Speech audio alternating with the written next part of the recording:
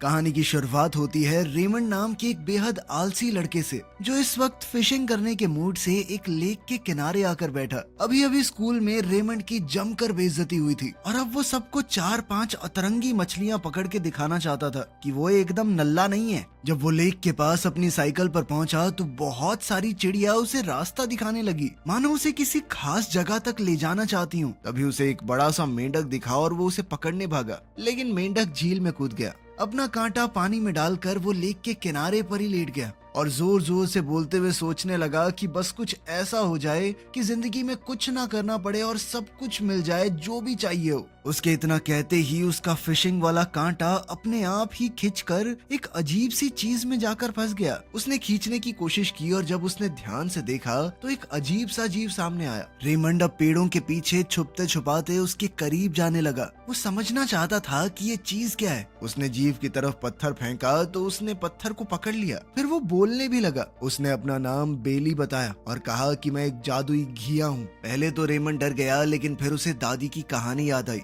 वो अक्सर उसे जादुई घिया की कहानी सुनाया करती थी, जो अपने मालिक की हर एक इच्छा को पूरा कर सकता है, बिल्कुल एक जिन की तरह। तब उसे समझ आ गया कि ये जीव उसे नुकसान नहीं पहुंचाने वाला। बेली ने कहा कि वो रेमंड की हर इच्छा पूरी कर सकता है। रेमंड को इस बात पर यकीन नहीं हुआ। उसने कहा, अगर सच में तेरे अंदर पावर है तो एक मछली अपने आप मेरी बाल्टी में आ जाए। रेमंड ने थोड़ा देखा, लेकिन कुछ हुआ नहीं, इसीलिए वो वहाँ से निकलने लगा कि ये बकवास कर रहा था। तब बेली ने बताया कि पहले एक शर्त माननी पड़ेगी तुझे। शर्त ये थी कि रेमंड किसी को भी उसके बारे में नहीं बताएगा। अगर लोगों को पता चल गया तो लोग उसे पकड़कर जबरदस्ती अपनी सारी इच्छाएं पूरी करवाने लगेंगे, जिससे उसकी जिंदगी बहुत बेकार हो जाएगी। रेमंड ने वादा किया कि वो इस बात को राज ही रखेगा। इसके बाद बेली ने अपना जादू शुरू किया। झील की सारी मछलियां हवा में तैरने लगी। बेली ने कहा कि जो मर्जी मछली चुन ले, और फिर रेमंड की पसंद की मछलियां उसकी बाल्टी में रख दी गई। फिर उसने कहा कि अगर कुछ खाना मिल जाए। बस इतना सुनते ही बेली ने रेमंड की सारी पसंदीदा चीजें जादू से बना दी। वो उसके आसपास घूमने लगी। रेमंड एक एक करके सब कुछ चखने लगा। खाना खाते हुए रेमंड सपने सजाने लगा कि बस अब तो कुछ नहीं करना,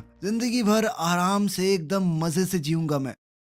अब रेमंड को थोड़ा और समझने के लिए कहानी वक्त में पीछे जाती है। इस वक्त रेमंड दुनिया को बचाने का सपना देख रहा था। जब पृथ्वी पर एक बहुत बड़ी मुसीबत आ गई तो रेमंड अपनी स्पेसशिप में गया और सबको बचा लिया। लेकिन तभी अचानक उसे अपनी दादी की आवाज सुनाई दी और फिर भाई साहब नींद से जाग गए। उसकी छोटी बहन सोफी भी उसके ऊपर चीख रही थी कि स्कूल के लिए उठना पड़ेगा अब। सोफी ने याद दिलाया कि उनके माँ बाप एयरपोर्ट जा रहे हैं। रेमंड तुरंत उनसे मिलने भागा और अपने माँ बाप से कहा कि ऑल द बेस्ट, ध्यान से जाना। माँ ने कहा कि चलो जाने से पहले तुमसे मिलना तो हुआ, लेकिन पापा ने सख्ती से कहा कि स्कूल के लिए लेट हो जाओगे, जल्दी निकलो। इसके बाद वो स्कूल के लिए निकल गया और रास्ते में अपने दोस्तों से मिला। तब सूजी ने उससे पूछा कि तुमने मैथ्स के टेस्ट की तैयारी की है। रेमंड भाई साहब को तो तब टेस्ट के बारे में याद आया। अब वो बस यही सोच रहा था कि भगवान करे टीचर मुझे बुलाए ही ना। लेकिन क्लास में टीचर ने सबसे पहले उसे ही बोर्ड पर बुलाया। रेमंड ने सच बताया कि मैम मैं तैयारी नहीं कर पाया, मैं अपने मम्मी पापा की मदद कर रहा था, वो जा रहे थे कहीं पे। लेकिन इस बात से टीचर को फर्क नहीं पड़ा। उसने पूरी क्लास के सामने रेमंड को सजा दी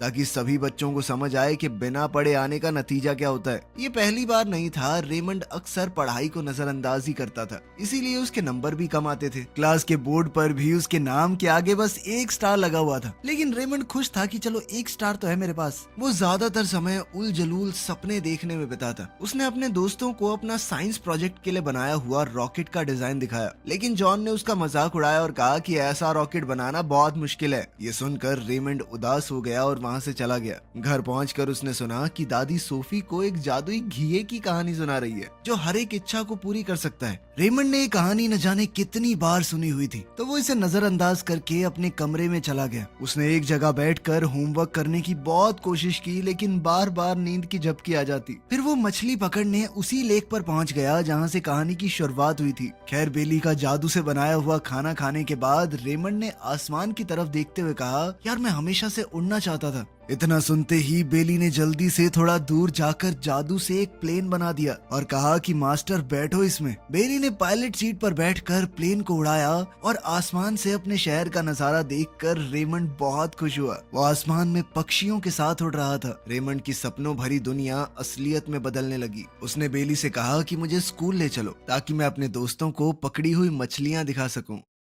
स्कूल पहुंचकर उसने शॉन और डैन को मछलियां दिखाई। दोनों बहुत इम्प्रेस हो गए। उसने मछलियां प्रोफेसर लू को भी दिखाई और फिर घर लाकर एक्वेरियम में रख दी। घर पर वो बेली से बात कर रहा था कि तभी सोफी कमरे में आ गई। उसने पूछा कि वो किससे बात कर रहा है। रेमंड ने तुरंत बहाना बना दिया कि तू तो मुझे जानती है, मैं अजीब सा हूँ, खुद से ही बात कर रहा था। लेकिन सोफी नहीं मानी और वो कमरे में उस जीव को ढूंढने लगी। सोफी बेड के नीचे घुसकर बेली को पकड़ने की कोशिश करती रही। बेली भी बचकर भाग रहा था। सोफी उसकी तरफ लपकी और उसने सोचा कि मैंने बेली को पकड़ लिया, लेकिन ये तो दादी का पैर था। इसके बाद दादी ने उसे बेड से बाहर निकाला और अपने साथ नीचे ले गई कि पढ़ने दे भाई को। उनके जाने के बाद रेमंड ने बेली को ढूंढा। बेली कंबल के नीचे सो रहा था। खैर अगली सुबह रेमंड लाइब्रेरी गया और हैना से एक किताब लेने की कोशिश की, लेकिन हैना ने बताया कि वो किताब नहीं मिल सकती क्योंकि फ्रेड जिसे वो पसंद करती है उसने पहले ही किताब को रिजर्व कर लिया था। रेमंड ने हैना से कहा कि यार वो किताब बहुत जरूरी है, मुझे बायोलॉजी का टेस्ट है, उसकी तैयारी करनी है, इस बार फिर से पनिशमेंट मिलेगी वरना। लेकिन हैना ने देने से मना कर दिया। ये सुनकर रेमंड बहुत परेशान हो गया। तब बेली ने मदद करने का फैसला किया। उसने अपनी जादुई ताकत से वो किताब सीधा रेमंड के बैग में पहुंचा दी। जब रेमंड ने देखा कि ये किताब उसके बैग में आ गई है तो वो घबरा गया। उसे डर लगा कि अगर किसी को पता चल गया कि ये बुक उसके पास है तो सजा मिल सकती है उसे। अभी अचानक शॉन पीछे से उसके पास आया और रेमंड डर गया। शॉन ने उसे चेस खेलने के लिए बुलाया। रेमंड ने कहा कि मुझे पहले एक जरूरी काम करना है। उसने किताब चुपके से लाइब्रेरी से बाहर फेंक दी और बेली से कहा कि इसे उड़ा के वापस भेज दे। इसके बाद वो शॉन के साथ चेस खेलने लगा। चेस खेलते वक्त रेमंड ने मजाक में कहा कि बेटे हराऊंगा तुझे,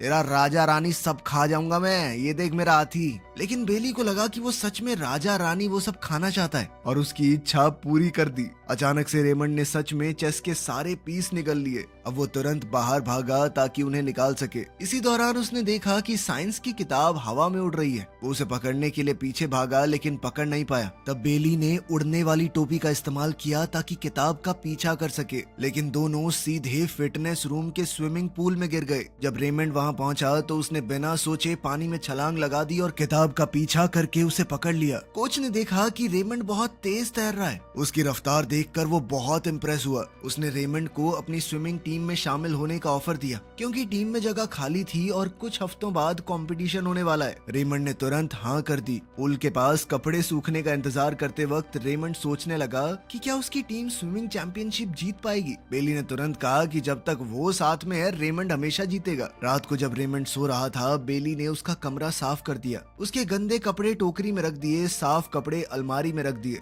और स्कूल का सामान भी ठीक से सेट कर दिया। सब कुछ ठीक करने के बाद बेली आराम करने चला गया। अगली सुबह उसने रेमंड को जल्दी उठा दिया ताकि वो स्कूल के लिए लेट ना हो जाए। जब दादी ने देखा कि रेमंड बिना जगाए नाश्ता कर रहा है तो वो बहुत खुश हुई। उन्हें लगा कि रेमंड सुधरने लगा है। पहली बार रेमंड को स्कूल के लिए जल्दबाजी नहीं करनी पड़ी। उस दिन गर्मी बहुत ज्यादा थी तो बेली को लगा कि कुछ करना पड़ेगा, तो वो खुद ब खुद साइकिल को चलाने लगा ताकि रेमंड बिना पसीना आए स्कूल पहुंच सके। बेली की मदद से धीरे धीरे रेमंड क्लास में अच्छा करने लगा और प्रोफेसर लियू भी उसकी प्रोग्रेस से काफी इम्प्रेस हुई। वो एक बेहतर स्टूडेंट बनने लगा। धीरे धीरे टेस्ट के अंदर उसके नंबर भी सुधरने लगे। स्विमिंग प्रैक्टिस में भी बेली ने छुपकर उसकी मदद की। वो पानी के नीचे रहकर रेमंड को तेज तैरने में सहारा देता। जब रेमंड ने रिकॉर्ड टाइम में प्रैक्टिस पूरी कर ली तो कोच को यकीन ही नहीं हुआ। उसने रेमंड की बहुत तारीफ की। उस शाम खाना खाने के बाद रेमंड ने अपनी रॉकेट की ड्राइंग देखी जो उसने स्कूल के साइंस प्रोजेक्ट के लिए बनाई थी। उसे समझ आ गया कि जॉन सही बोल रहा था, वो रॉकेट बनाना मुश्किल है। वो हार मानने वाला था कि तभी बेली ने एक नया डिजाइन बना दिया, लेकिन रेमंड ने देखा कि नया डिजाइन तो और भी ज्यादा मुश्किल है। इसलिए बेली ने अपनी जादुई ताकत से एक रोबोट डॉग बना दिया। अगली सुबह रेमंड उसे स्कूल ले गया और अपना नया प्रोजेक्ट सबको दिखाया। ये गलगोटिया यूनिवर्सिटी वालों ने मूवी तो नहीं देखी हुई। सभी क्लासमेट उसकी तारीफ करने लगे। सब हैरान हो गए उस रोबोट को देखकर, लेकिन डैन ने रेमंड के रोबोट को चैलेंज दिया और दोनों के रोबोट्स के बीच में मुकाबला हुआ। बेली जैसे शरीर को हिला रहा था रोबोट भी एकदम वैसे ही चल रहा था। तो इस मुकाबले के लिए बेली एक मेंढक को सामने ले आया ताकि वो लड़ाई की फीलिंग ले सके। जैसे वो और मेंढक लड़े बिल्कुल उसी तरह दोनों रोबोट आपस में लड़े और इस तरह जादू की मदद से रेमंड के रोबोट ने डैन के रोबोट को हरा दिया। लेकिन जैसे ही क्लासमेट ने रोबोट डॉग को हाथ लगाया तो वो हिलने लगा और काम करना बंद कर दिया। एक तरह से टूट ही गया था वो। ये देखकर रेमंड बहुत नाराज हो गया। उसने बेली से कहा कि इतना कमजोर रोबोट कौन बनाता है और उसे जल्दी से रोबोट को ठीक करने को कहा। बाद में घर लौटते वक्त दोनों एक खिलौनों की दुकान के सामने से गुजरे। दोनों ने सोचा कि अंदर जाके देखते हैं क्या खास है। जैसे ही रेमंड अंदर गया उसकी आंखें चमक उठी। वहाँ रिमोट से चलने वाले हेलीकॉप्टर और बहुत ही अजीबोगरीब नई तरह के रोबोट थे। रेमंड इतना खुश हुआ कि अपनी एक्साइटमेंट को रोक ही नहीं पाया। तभी अचानक उसका सामना डैन से हुआ। डैन ने कहा कि मैंने तुम्हें दुकान में जाते हुए देखा था, इसीलिए वो भी उसके पीछे आ गया। उसने रेमंड पर इल्जाम लगाया कि तुमने वो रोबोट डॉग कहीं से खरीदा है ना, तुमने खुद नहीं बनाया, राइट? रेमंड को उसके सवालों से बचना मुश्किल लगने लगा, इसीलिए वो तुरंत दुकान से भाग गया। रेमंड को परेशान देखकर बेली ने सोचा कि वो अपने मालिक को खुश करेगा। उसने अपनी जादुई शक्तियों से दुकान के सारे खिलौनों को जिंदा कर दिया और उन्हें रेमंड के घर जाने का हुक्म दिया। जब तक दुकान का मालिक समझ पाता तब तक सारे खिलौने वहाँ से गायब हो चुके थे। खैर, घर लौटने से पहले रेमंड और डैन ने सोचा कि वो डायनासोर वाली फिल्म देखेंगे, लेकिन जब वो सिनेमा पहुंचे तो पता चला कि सारी टिकट बिक चुकी हैं। रेमंड फिर भी जिद पर अड़ा रहा कि वो फिल्म देखेगा। तब बेली ने अपनी जादुई शक्ति से रेमंड को सीधा स्क्रीन के अंदर ही पहुंचा दिया। अंदर जाते ही रेमंड को समझ आ गया कि उससे बड़ी गलती हो गई है। एक बड़ा सा टीरेक्स डायनासोर उसके पीछे दौड़ पड़ा। बाहर बैठे लोग उसे देखकर हंसने लगे। बेली सीढ़ियों पर बैठकर ये सब कुछ देख रहा था। रेमंड भागता हुआ स्क्रीन से बाहर निकलने की कोशिश कर रहा था, लेकिन डायनासोर ने उसे पकड़ लिया और खाने ही वाला था कि तभी बेली अपने छोटे जहाज के साथ स्क्रीन के अंदर घुसा और डायनासोर पर हमला कर दिया। उसने उसे हराकर पेट्रोल बनने के लिए छोड़ दिया। इससे सिनेमा देखने आए लोगों का मजा भी खराब हो गया। खैर, घर लौटते वक्त रेमंड बहुत गुस्सा हुआ। उसने बेली से कहा कि मेरी मदद करते करते तुम मुझे मुश्किलों में डाल देते हो, लेकिन असली मुश्किल तो अभी बाकी थी। रेमंड साइकिल चला रहा था, तब उसने पीछे से आवाज सुनी। जब उसने मुड़कर देखा तो उसकी आंखें खुली की खुली रह गई। बहुत सारे खिलौने उसकी तरफ तेज रफ्तार से बढ़ रहे थे। घबराकर वो जल्दी से घर पहुंचा। उसने देखा कि सारे खिलौने उसके कमरे की तरफ बढ़ रहे हैं। तब उसे पता चला कि उसके मम्मी पापा भी सफर से वापस आने वाले थे। डर के मारे उसने तुरंत बेली से कहा कि सभी खिलौनों को वापस दुकान पे भेज दो। अच्छी बात ये रही कि बेली ने समय पर सब कुछ ठीक कर दिया और मम्मी पापा को कुछ पता नहीं चला, वरना तो उसके चैंटे ही चैंटे थे कि खिलौने कहाँ से आए ये। कुछ देर बाद रेमंड के पापा उसके कमरे में आए और उसे ड्राइंग रूम में बुलाया। वहां जाकर रेमंड ने देखा कि उसके लिए एक नई साइकिल रखी है। पापा ने बताया कि स्विमिंग टीम में शामिल होने की खुशी में ये इनाम है। रेमंड बहुत खुश हुआ। उसे नहीं पता था कि उसके पापा उसके इस फैसले से इतने खुश होंगे, लेकिन रेमंड को खुश देखकर बेली उदास हो गया। उसे लगा कि मालिक को बाकी सब खुश कर रहे हैं, मैं नहीं कर पा रहा। इसीलिए वो रात भर जागकर रेमंड के मैथ्स के एग्जाम की तैयारी करने लगा ताकि अगले दिन उसे अच्छे नंबर मिल पाए। सुबह जब बेली उसे जगाने लगा तो देखा कि रेमंड खुद ही उठ चुका है। रेमंड ने बताया कि वो एग्जाम देने के लिए एक्साइटेड है, क्योंकि अगर वो मेहनत करके ए ग्रेड ले आया तो मम्मी पापा बहुत खुश हो जाएंगे। जब क्लास में प्रोफेसर लू ने एग्जाम के क्वेश्चन पेपर बांटे तो सब बच्चे तुरंत लिखने लगे, लेकिन रेमंड चुपचाप बैठा रहा। उसे लग रहा था कि शायद ऊपर से जवाब गिर जाएंगे। बाहर पेड़ पर छुपा हुआ बेली खिड़की से क्वेश्चन देखकर मदद करने की कोशिश कर रहा था, लेकिन वो समय रहते कुछ नहीं कर पाया और रेमंड की आंसर शीट खाली ही रही। समय खत्म होने लगा तो रेमंड घबरा गया। तब उसने देखा कि सूजी लगभग सारे क्वेश्चन कर चुकी है। बेली ने जादुई शक्ति से सूजी के जवाब रेमंड की कॉपी पर पहुंचा दिए और सूजी की शीट खाली हो गई। जब सूजी ने अपनी खाली कॉपी दी तो प्रोफेसर लू को शक हुआ। फिर जब उन्होंने रेमंड की कॉपी देखी तो उस पर सूजी का नाम लिखा हुआ था, क्योंकि आंसर्स के साथ साथ नाम भी कॉपी हो गया। तब सच सबके सामने आ गया। सूजी अपने दोस्त से बहुत ज्यादा नाराज हो गई, क्योंकि उसने उसकी मेहनत चुराने की कोशिश की थी। इससे पहले कि टीचर रेमंड को पनिशमेंट देती, वो वहाँ से भागकर सीधा तालाब की तरफ चला गया। थोड़ी देर बाद बेली वहाँ पहुँचा। रेमंड ने गुस्से में कहा कि सारी गलती तुम्हारी है। उसने गुस्से में कहा कि तुझे पका के खा जाऊंगा मैं, घिया। बेली ने उसकी बात मान ली और खुद को ही सजा देने लगा। वो अपने आप आग में बदल गया, लेकिन जैसे ही वो रेमंड के हाथ तक पहुँचा तो उसका हाथ बुरी तरह जल गया। ये देखकर रेमंड को समझ आया कि ये घिया पागल है, हर बार इसकी मदद नहीं लेनी चाहिए। अब रेमंड उस जादुई घिया से बहुत ज्यादा गुस्सा था। उसने चीख कर कहा कि तू एक राक्षस है, जल्दी से यहाँ से चला जा, मुझे तेरा मुंह नहीं देखना। उसी पल बेली का रूप बदलने लगा।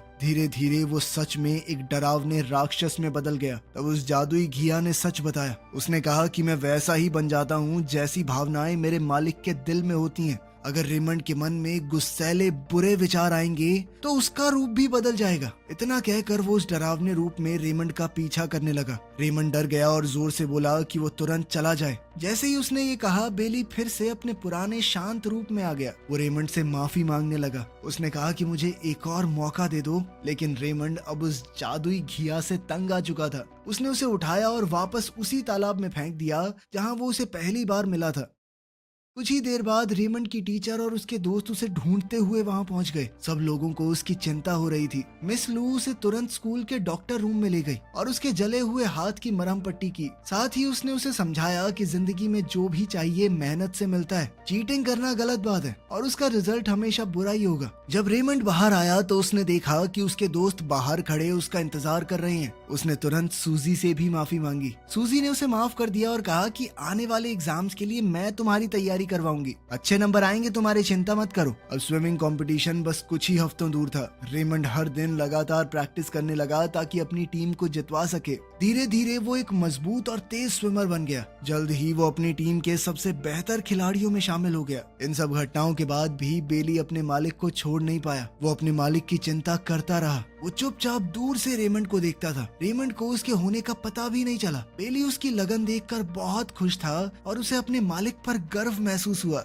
एक महीना बीत गया और आखिरकार कंपटीशन का दिन आ ही गया। रेमंड की टीम अब बहुत मुश्किल में है। हार और जीत का फैसला रेमंड ही करेगा। अगर वो तेज तैरा तो टीम जीत सकती है। अपने साथियों और परिवार की आवाज सुनकर रेमंड ने पूरी जान लगा दी। आखिर में उनकी टीम जीत भी गई। इसके तुरंत बाद रेमंड सीधा तालाब की तरफ दौड़ा। वो बेली को अपना प्राइज दिखाना चाहता था, ये सोचकर कि बेली ने उसे जिताया जादू से। लेकिन वहां पहुंचकर उसे पता चला कि बेली तो कंपटीशन में कहीं आया ही नहीं, क्योंकि रेमंड ने बेली को कह दिया था कि मुझे तुम्हारी मदद नहीं चाहिए। तब रेमंड को समझ आया कि मैं तो अपनी मेहनत से जीता हूँ। वो खुद से ही बहुत ज्यादा इम्प्रेस हो गया। तब बेली सामने आया। उसने प्यार से कहा कि अब आपको मेरी मदद की जरूरत नहीं है। अब वो सब कुछ खुद कर सकता है। अब समय आ गया था कि वो किसी और बच्चे की इच्छाओं को पूरा करे। बेली अब एक पक्षी की पीठ पर चढ़कर वहां से निकल गया। जाने से पहले उसने आखिरी बार कहा कि किसी को भी मेरा राज मत बताना। कुछ वक्त बाद रेमंड नींद से उठा और उसने आसमान की तरफ देखा। वहाँ एक बादल था जो बिल्कुल बेली जैसा लग रहा था। उस पल में उसके मन में सवाल आया कि मैंने जो कुछ भी देखा वो सपना था या हकीकत। लेकिन फिर उसने सोच लिया कि सपना था या हकीकत ये जरूरी नहीं है। उसने जो सीखा है कि मेहनत और ईमानदारी से जिंदगी जीनी है वो ज्यादा जरूरी है। वीडियो पसंद आई तो लाइक कर देना, चैनल को सब्सक्राइब कर लेना। मिलते हैं अगली वीडियो में।